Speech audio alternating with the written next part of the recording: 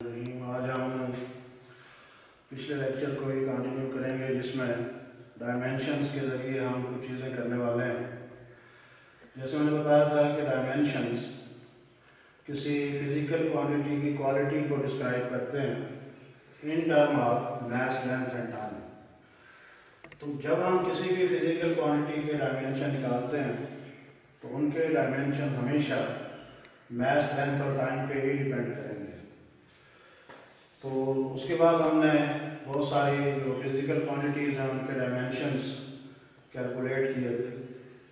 तो आज हम ये देखेंगे कि डायमेंशंस के ज़रिए हम कौन से टास्क हैं जो कर सकते हैं।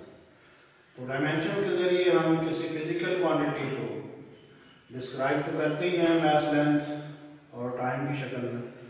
तो उसके ज़रिए हम ये भी बता पाएंगे कि ये जो फिजिकल इक्वेशन है ये करेक्ट है या इनकरेक्ट है। So let us see an example.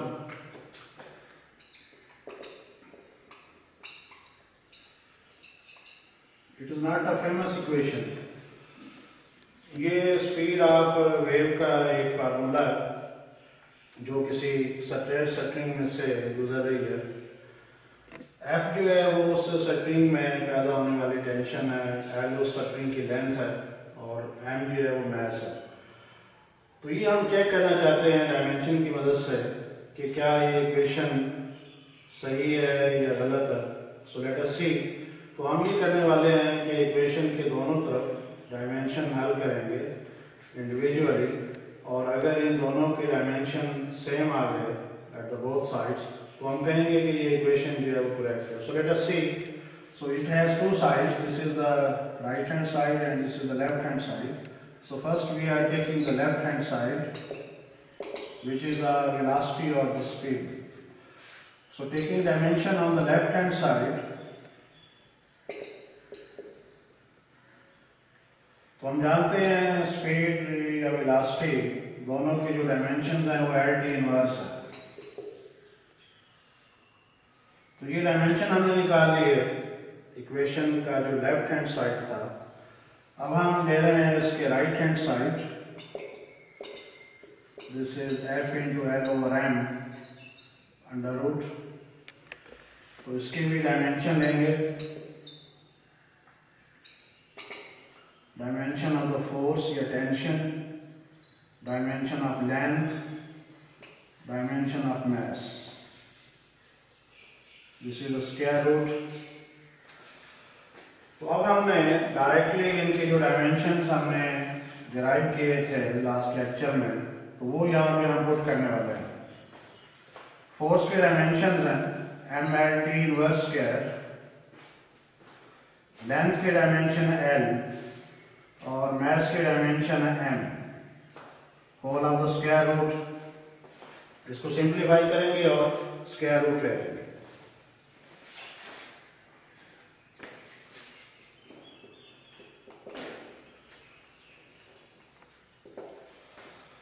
तो m से एक m कैंसिल हो गया, इसको यहाँ पे क्रॉस करके नहीं दिखाना, इट इज अंडरस्टूड, इसको छोड़ देना है। उसके बाद l into L, this is L square, this is T inverse square, dimensions and the square root. तो जब स्क्वायर रूट लेंगे तो ये आ जाएगा एल टी इनवर्स। तो हमने देखा इसमें दोनों तरफ के जो डायमेंशंस हैं वो सेम है, इक्वल है। So we have to write down dimension of left hand side is equal to dimensions of right hand side. उसके बाद ये स्टेटमेंट लिखना जरूरी है कि this equation is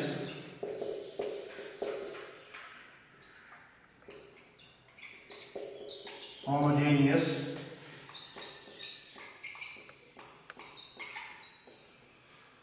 or this equation is dimensionally consistent। तो लास्ट में दोनों में से कोई एक जो स्टेटमेंट है उसको लिखना जरूरी है। तो इसमें हमने देखा कि डायमेंशन की मदद से हम किस तरह से चेक कर सकते हैं कि कोई इक्वेशन सही है या गलत है. So we are taking from exercise another example. This is the first equation of motion. This is a famous equation vi plus at. तो इसी तरह इसकी दो साइड्स हैं, एक राइट हैंड साइड है, this is the left hand side. So we are taking the left hand side vf. So taking dimension of the left hand side, so it has dimensions at inverse. After this we are taking right hand side, which is vi plus at. Taking dimensions on the both sides, dimensions of vi plus dimension of a into t.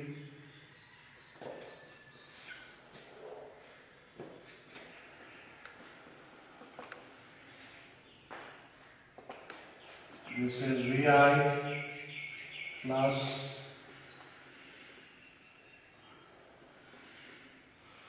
we will not put dimension simultaneously in this part.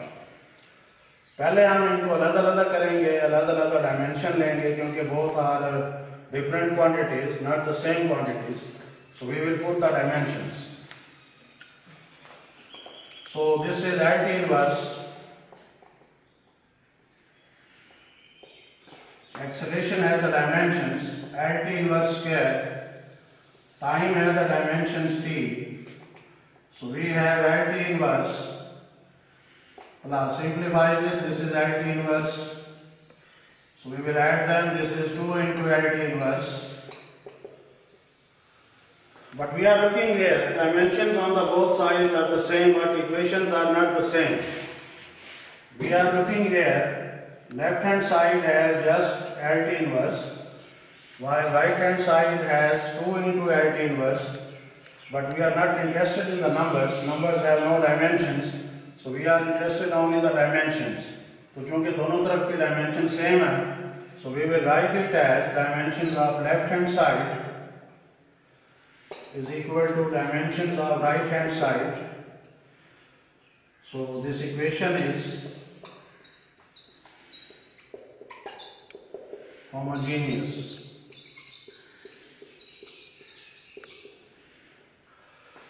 दूसरा task जो हम करने वाले हैं dimensions की मदद से किसी फिजिकल क्वांटिटी का एक पॉसिबल फार्मूला जो है वो डिराइव करना, कैसे करना है.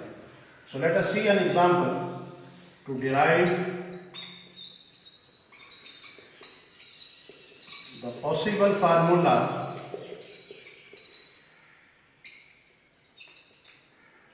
of a physical quantity.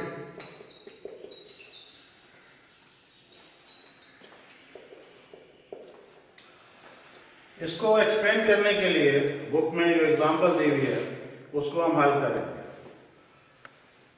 We have to find out time period of a simple pendulum. This is actual formula 2 pi L over G under root. It may be depend or not depend on length, mass, angle of vibration, acceleration of gravity. तो जब आपसे ये कहा जाएगा कि आप इस quantity का कोई पॉसिबल फार्मूला डिराइव करें, तो आपको वो फैक्टर दिए जाएंगे जो उस फिजिकल क्वांटिटी पे डिपेंड कर भी सकते हैं, नहीं भी कर सकते. अब जैसे कि हम देखते हैं कि पेंडुलम का जो टाइम पीरियड है वो दो चीज़ों पर डिपेंड कर रहा है, लेंथ पर और एक्सेलरेशन ऑफ ग्रेविटी पर. जबकि जो पॉसिबल फैक्टर्स हैं उसमें दो ऐसी क्वांटिटीज़ हैं जो फार्मूले में शामिल नहीं है, जैसे मैस और एंगल ऑफ वाइब्रेशन. तो ये खुद ब खुद एलिमिनेट हो जाएंगी जब हम आगे चलेंगे. So let us see the first step.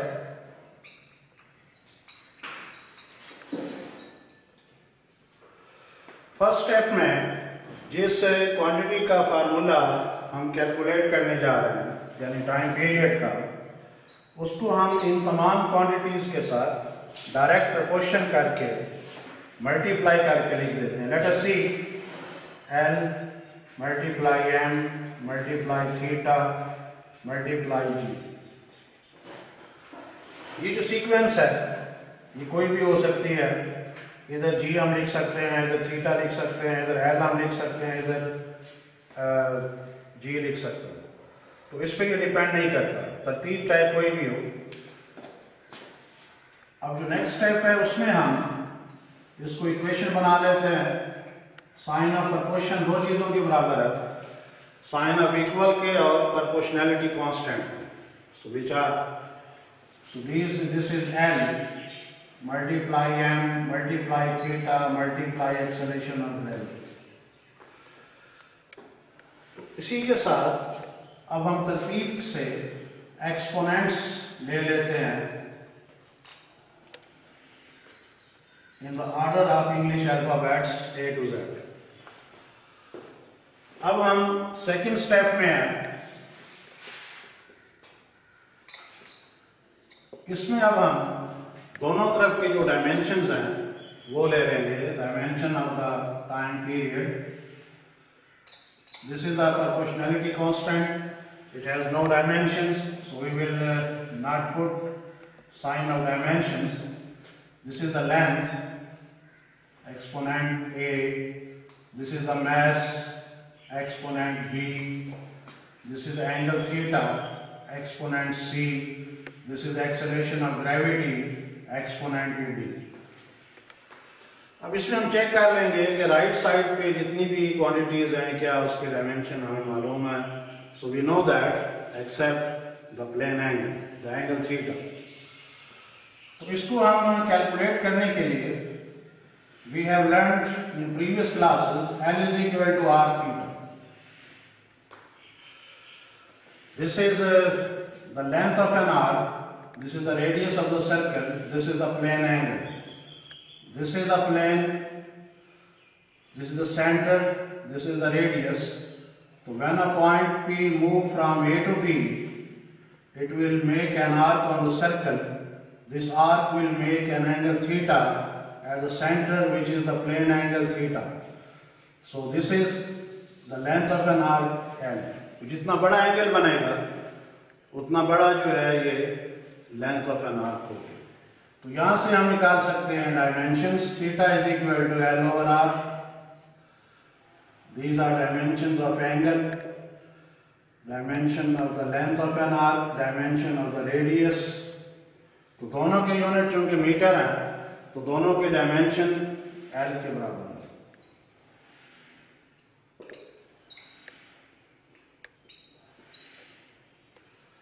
So these becomes L into L inverse. We can't write this equal to 1. 1 में किसी भी क्वांटिटी के डायमेंशन नहीं होता.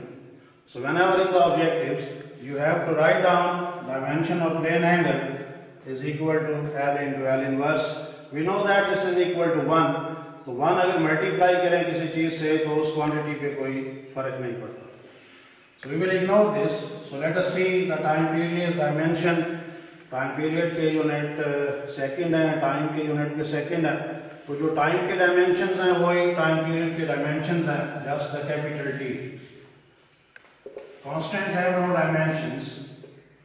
This is L into A, this is M exponent B, this is L into L inverse to fulfill the formality.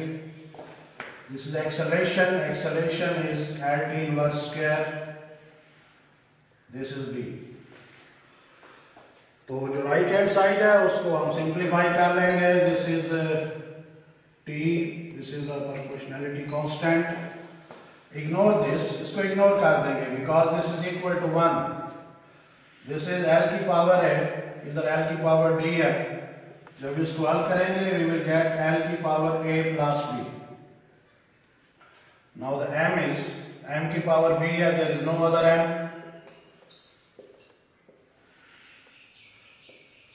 Here is T inverse square. तो यहाँ पे इसका एक्सपोनेंट d है, so we will write -2d.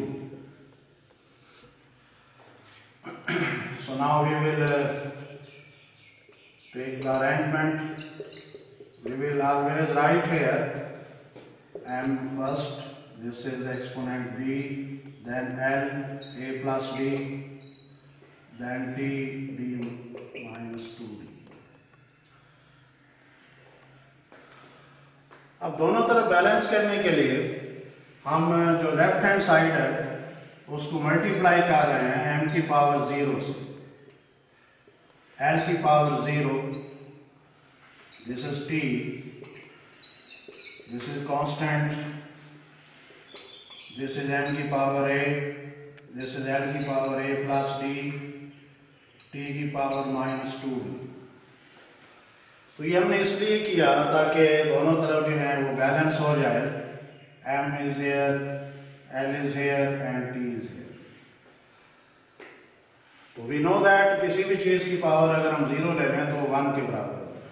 So 1 multiply 1 the nothing is, and 1 multiply t also the t. तो अब हम third step में हैं जिसमें हम कंपेयर करने वाले हैं exponents of mass, length and time.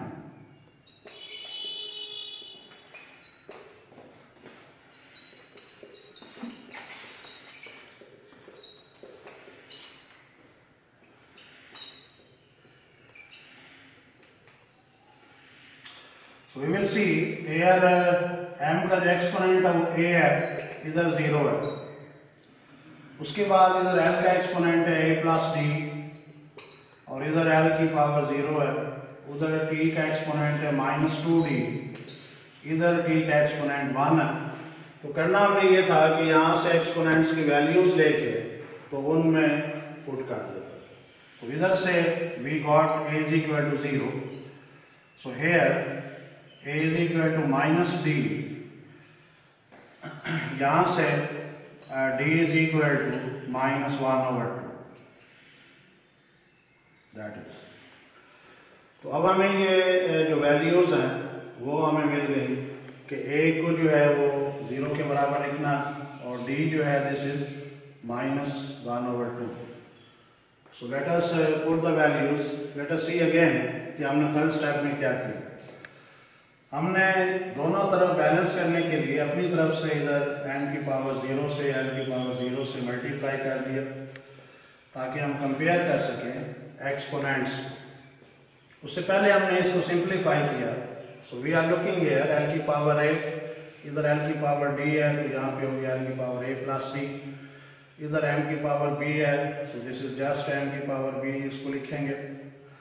उसके बाद जो है वो t की पावर -2. तो जब कंपेयर किया हमने दोनों तरफ तो यहाँ पे हमने m की पावर b लिखना था. सो हियर इज m की पावर b, नॉट a. तो फिर हमने ये जो एक्सपोनेंट्स था उनको कंपेयर किया. लेट अस सी, इधर b m की पावर b है, m की पावर 0 है. So here b is equal to 0. उसके बाद यहाँ पे l की पावर 0 है, इधर l की पावर a प्लस d है. तो a plus d is equal to 0, we get a is equal to -d.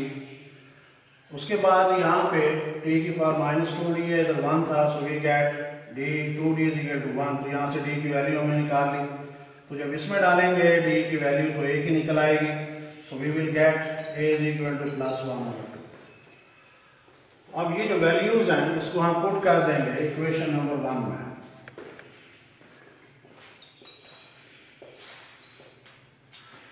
तो ये आ गया time is equal, this is a constant, proportionality constant, l की power a was 1/2 multiply m की power b की value 0 है. Theta has no dimension, उसको ignore कर देते हैं. g की पावर d है, d is -1/2. So this is constant, l की पावर 1/2. इसको जब नीचे लाएंगे बटेंगे तो ये इसकी पावर प्लस बन जाती है. So we will get constant, दोनों को एक ही अंडर रूट में लिख सकते हैं, l/g अंडर रूट. तो हमने देखा कि ये एक पॉसिबल फार्मूला. ये ट्रू फार्मूला नहीं है, क्योंकि पेंडुलम का जो ट्रू फार्मूला है उसमें 2 पाई मल्टीप्लाई हो रहा है एल ओवर जी से। इसका ये मतलब है कि डायमेंशन की मदद से जब हम कोई फार्मूला निकालेंगे तो वो हमें उस फार्मूले में मौजूद कांस्टेंट की वैल्यू नहीं दे सकता।